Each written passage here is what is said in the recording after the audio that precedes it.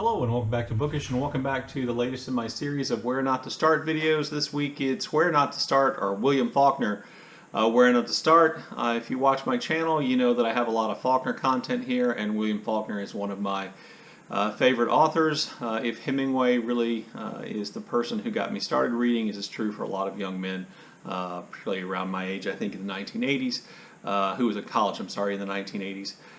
Then Faulkner was kind of what I moved on to.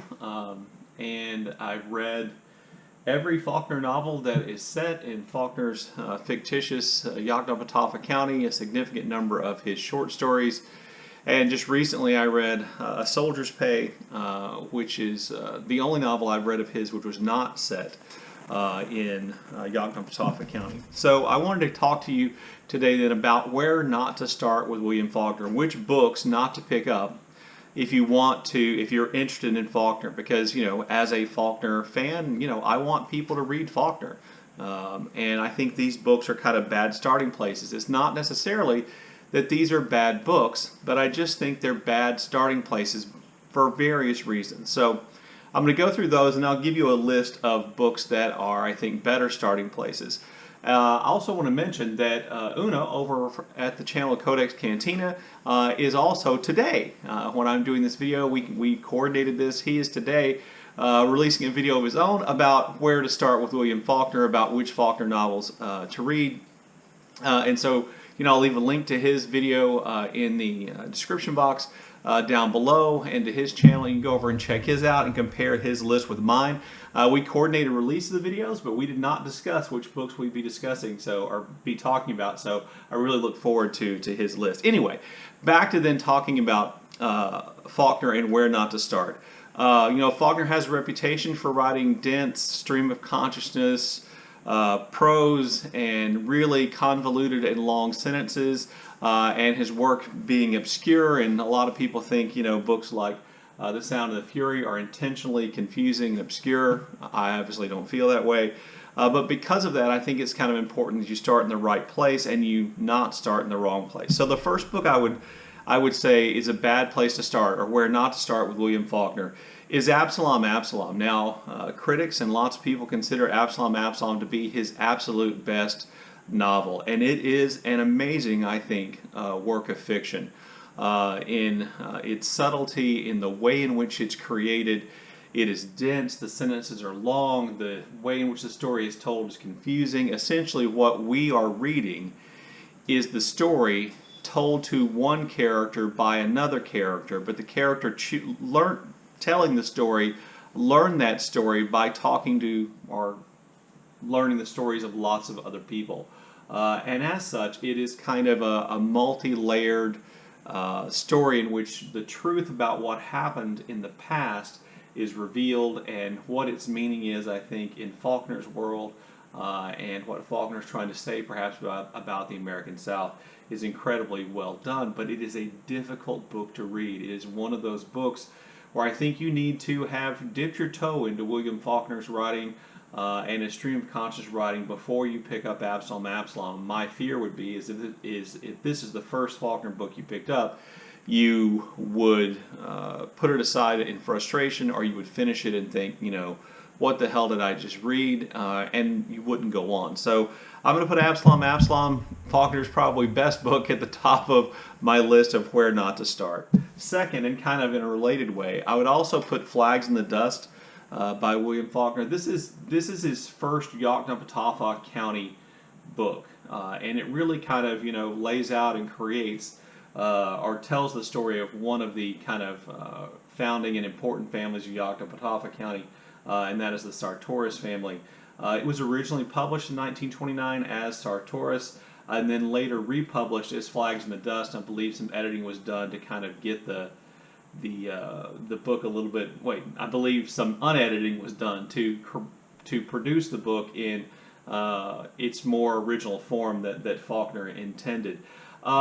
And the reason why I wouldn't start with this book is that I just don't think it's a particularly good book. I think it's important, if you're going to be a Faulkner completist, if after starting your journey reading William Faulkner, you really want to, you know, dive into the weeds and kind of make sure you've read everything and understand who all the characters are, as far as Faulkner understood them and how they connect one another, then I would recommend it. But as a place to start, I think you're just going to find it to be a little bit uninteresting. I don't want to say dull. And then I just mentioned the third place I wouldn't start with William Faulkner is where William Faulkner started, and that is with Soldier's Pay. As I said, this is his first novel, and this is before he created Yoknapatawpha County, so it's not set there.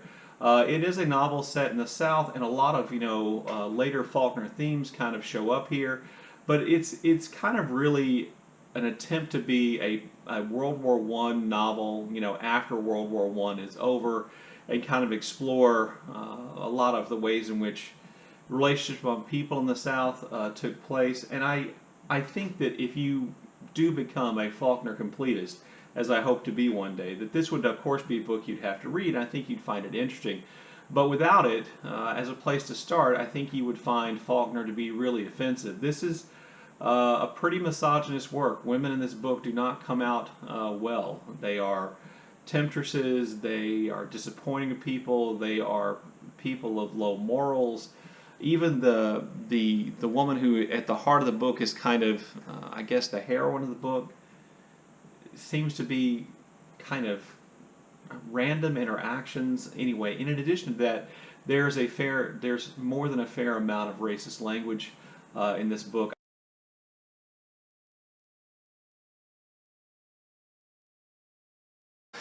Anyway, oddly, I would say, and maybe not oddly, I would say Faulkner's first novel is a bad novel to make your first novel. Now, this summer we had our third year of Faulkner in August, in which we do a big group read, and this year really big group read of a Faulkner novel. And this year's novel was Sanctuary, and I have toyed with putting Sanctuary on my list of Faulkner novels not to start with.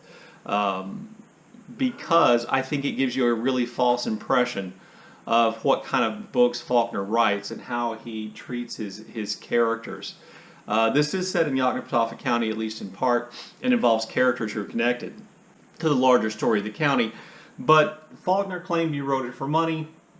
I think this is Faulkner being as cruel as he possibly can be to his characters. There's not a lot of there's no real happiness here. There are some moments of humor, but it's a kind of a grim book, and I think it gives you maybe the wrong impression of Faulkner and how he writes. But a lot of people in our book group, this was their first Faulkner, and they enjoyed the reading experience. So, I'm going to leave that up to you, but I wanted to make sure I mentioned that. And in part I wanted to mention that because I would avoid, pretty much at all costs, the sequel, which Faulkner wrote much later to Sanctuary, which is Requiem for a Nun, in which, if you weren't cruel to his main female character, cruel enough to his main female character in Sanctuary, he kind of finishes it off with Requiem for a Nun. And in addition to that, he throws in some weird philosophical, historical development, and it's just not good. So there you go. Those are my list of books, places where not to start. Absalom, which is excellent, but not the best place to start.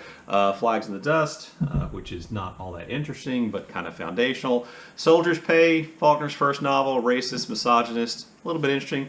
And then, maybe think about reading Sanctuary after reading one of the other books, because it's not typical Faulkner, and then avoid Requiem for a Nun. So what I also always do in these videos is I suggest places to start, like, don't start with those books, but maybe start with these. So the thing about Faulkner is, I think you as a reader, if you haven't read Faulkner, you have to decide, what do you want? Do you want Faulkner being that kind of Faulkner of reputation, with the stream of consciousness, with the, perhaps confusing text? Is that something you want to take on? If so, then I would start with As I Lay Dying. It's stream of consciousness, there are lots of characters, it has that kind of depth to it, but of all the stream of consciousness novels I think Faulkner wrote, this one is the one that communicates most directly.